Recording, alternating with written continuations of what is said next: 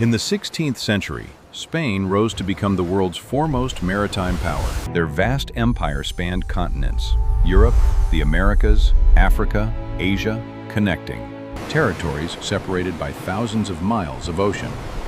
This immense network made these territories entirely dependent on the sea. The oceans were the empire's vital highways. Thanks to this, explorers, soldiers, missionaries, settlers, and merchants traveled back and forth. Tons of goods were also transported: gold, silver, spices, textiles, porcelain, cocoa, tobacco, along with countless other products, completely transforming the global economy. However, this entire system relied on one core element: ships. Types like Caravels, Naos, galleys, Carracks, and Galleons became the backbone, forming Spain's naval power. Each type of ship had a distinct design and served different functions, from exploration and naval warfare to transporting treasures. From major ports like Seville and Cadiz, massive fleets set sail for the New World. Their destinations were strategic locations such as Havana, Cartagena de Indias, Veracruz, or San Juan de Puerto Rico, cities that became formidable maritime fortresses. These routes were crucial for the empire, but also harbored countless dangers. Great storms could sink entire fleets. Diseases easily spread among crowded crews. Pirates and privateers constantly lurked, continuously hunting for famous ships laden with gold and silver. Nevertheless, for centuries, Spain successfully maintained these vital sea routes. And that was thanks to a combination of advanced naval technology, tight maritime organization, and above all, ships capable of crossing the vast ocean. Today, on Engine History, let's explore the ships that helped humanity master the seas, as well as the remarkable development of one of the greatest empires ever to exist. Europe's expansion of maritime power wouldn't have been possible without the technical breakthroughs that revolutionized seafaring. One of the most crucial innovations was the stern rudder, a component placed at the rear of the ship. This device provided more effective control of the ship's direction. This was an extremely necessary factor for steering massive ships across vast oceans. Nautical charts, or maritime maps, became increasingly accurate, clearly showing coastlines, and also played a crucial role. Currents, along with established routes. The compass, another tool, helped maintain a stable direction, even when land was no longer visible. This was an indispensable element for transatlantic voyages. Additionally, many other tools were used, such as telescopes and quadrants. They were used to determine latitude by observing the position of stars in the sky. Although these methods still had inaccuracies, they were sufficient to help crews navigate accurately enough, allowing them to venture further into new waters. Thanks to these remarkable advancements, a new generation of ships capable of conquering the Atlantic and Pacific Oceans emerged. And with that, one of the most extraordinary periods in human history officially began: maritime history. Among them, the Caravel sailing ship was one of the types of vessels most important throughout the great age of exploration. This type of ship was developed on the Iberian Peninsula between the 15th and 16th centuries, especially in Portugal and Spain, notable for its lightweight design and superior maneuverability. Typically, it measured between 15 and 25 meters in length, with a cargo capacity of 50 to 100 tons. The crew on board typically ranged from 20 to 40 people. This made it a relatively compact yet extremely efficient ship. One of the most distinctive features of this ship was its use of sails, specifically triangular lateen sails, which allowed it to sail even against the wind. This capability was particularly valuable for coastal explorations and voyages through less-known waters. Caravels were utilized by the Portuguese in their explorations along the African coast in the 15th century, gradually expanding their knowledge of the Atlantic Ocean. However, the Caravel truly gained global fame thanks to Christopher Columbus's first voyage in 1492. Of his 3 ships, 2 were Caravels, the Pinta and the Nina. The Nina, later also known as Santa Clara, was considered a very durable and reliable ship. In fact, Columbus continued to use it on many subsequent voyages. The Pinta, on the other hand, was known for its speed, and it was from this very ship that sailor Rodrigo de Triana first sighted land on October 12, 1492. For decades, Caravels diligently explored entirely new coastlines and maritime routes. These very ships paved the way for Europe to discover previously unknown continents. As explorations progressed, it became necessary to use larger ships, capable of carrying more people and provisions. Thus, the Nao emerged. A Nao was a type of ocean-going ship significantly larger than a caravel. It could reach lengths of about 35 meters and carry 400 to 500 tons of cargo. Typically, it was equipped with 3 masts and square sails. Additionally, the high fore and aft castles also functioned as strong defensive positions. They also facilitated storing cargo or sheltered part of the crew. Though heavier and less agile than caravels, its superior capacity made it the perfect ship for long voyages. A prime example is the Santa Maria, Christopher Columbus's flagship. However, the Nao Victoria is the most famous Nao in history. In 1519, an expedition departed from Spain, a fateful journey that would forever change world maritime history. 5 ships set sail, led by the brilliant Portuguese navigator Ferdinand Magellan, who was serving under the Spanish crown.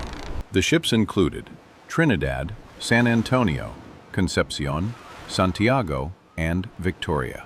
Their goal was to discover a new sea route to the Maluku Islands, renowned for their rare spices. After crossing the Atlantic, the expedition then discovered the strait now known as Magellan and entered an ocean completely unknown to Europeans. The journey was incredibly arduous.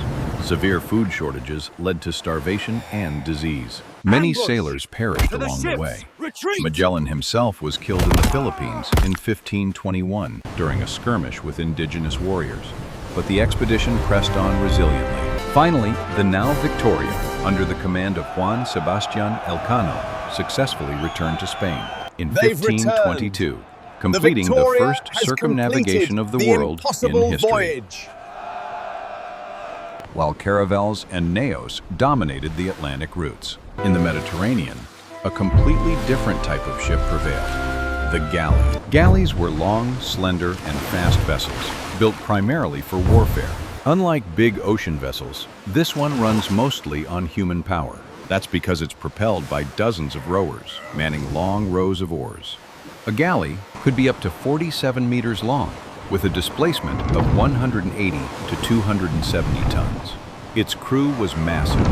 Besides officers and sailors, could number over 200 rowers, whose job was to propel the ship forward on long voyages. Notably, in many cases, these rowers were prisoners, convicts, or slaves chained to their rowing benches. A galley also carried soldiers, always ready for naval battles. Its main gun was positioned at the bow, forcing it to confront the enemy head-on. This type of vessel was particularly suited for the Mediterranean, where distances were shorter and the seas were generally calmer than the Atlantic.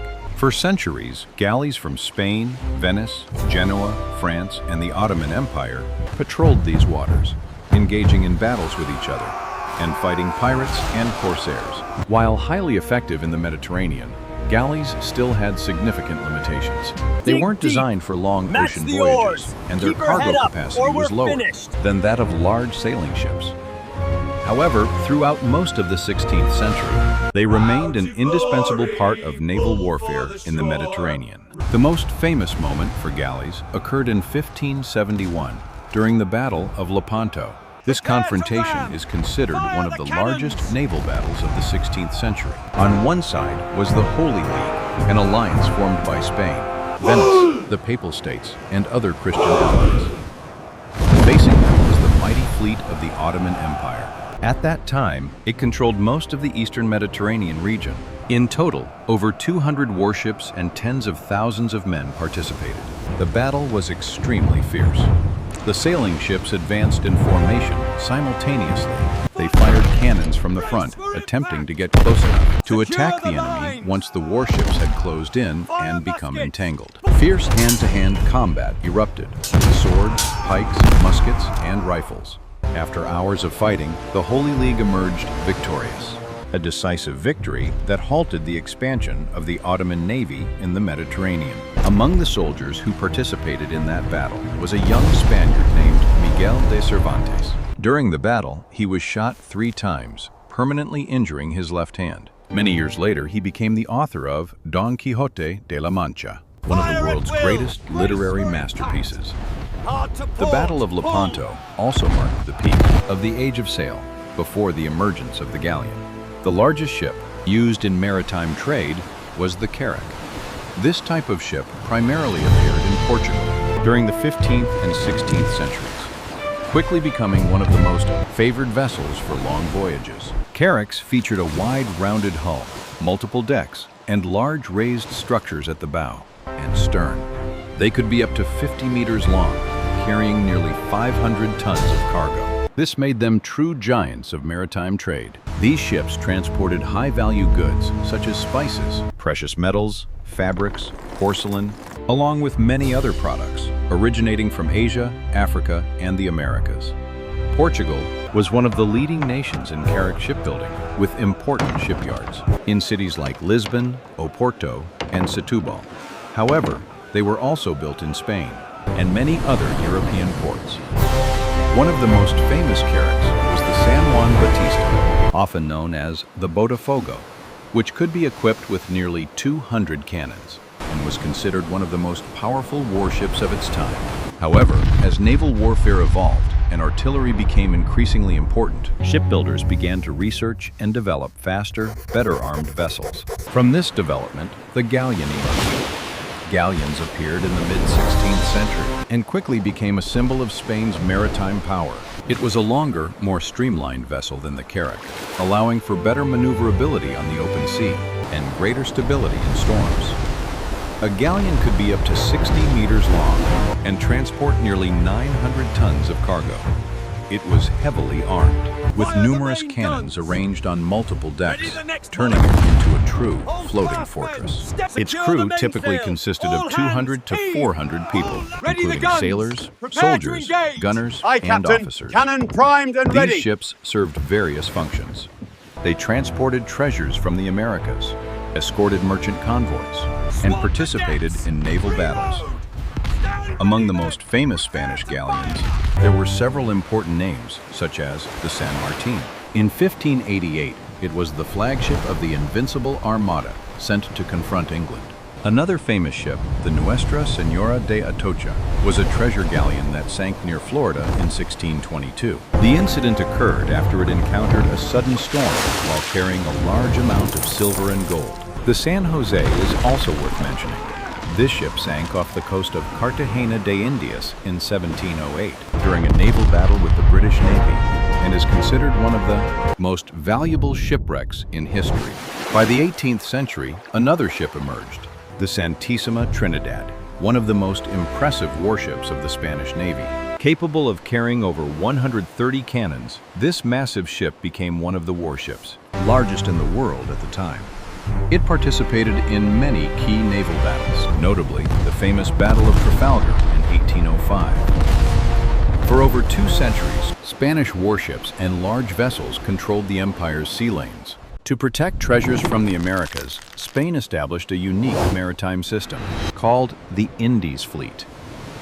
Instead of traveling alone, ships would travel in formation, escorted by armed warships. This reduced the risk of pirate attacks and allowed for concentrated defense during engagements. This system was divided into 2 main routes: the New Spain Fleet, connecting Spain with the Viceroyalty of Mexico, and the Tierra Firme Fleet, linking with South American territories. Both fleets often converged in Havana, one of the most crucial Caribbean ports, before departing together for Spain.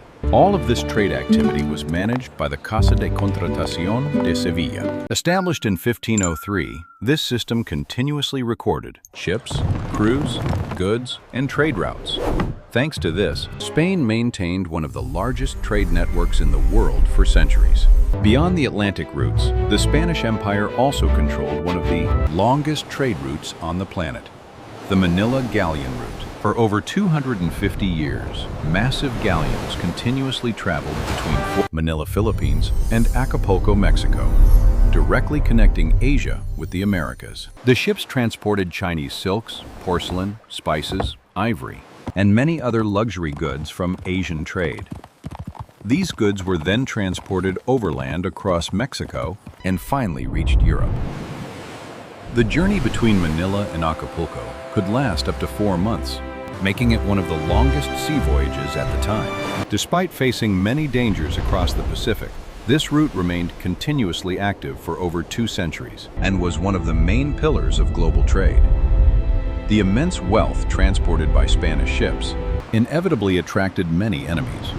For centuries, pirates and privateers attempted to seize the treasure-laden galleons as they crossed the Atlantic. One of the most famous names was the English privateer Francis Drake, who attacked many Spanish cities in the Caribbean and captured many ships. Take no prisoners! Another prominent figure was Henry Morgan, who participated in attacks against Spanish colonies in the Americas. Also noteworthy was the Dutchman Piet Hein, who successfully captured a Spanish treasure fleet in 1628. Naval battles often began with an exchange of cannon fire, attempting to destroy sails or pierce enemy hulls. Next, the most dangerous part of the battle was boarding the enemy ship. Sailors would then throw grappling hooks, securing them to the enemy ship before quickly jumping aboard. After that, fierce hand-to-hand combat erupted with swords, muskets, and daggers. Caravel sailing ships pioneered the age of exploration. Naos ships were responsible for transporting expeditions and goods. Galleys dominated the Mediterranean. Carracks boosted maritime trade, while galleons guarded vital sea routes, bringing immense wealth back to Europe. For over 3 centuries, these very ships forged connections between continents, facilitating the expansion of one of the most powerful empires in human history. Indeed, before empires were even formed, ships had already pioneered the conquest of all oceans. And if you're endlessly passionate about history, engineering, and the machines that changed the world, please subscribe to the channel and hit the notification bell, as well as like the video so you don't miss any upcoming journeys into the past, because this is just the beginning.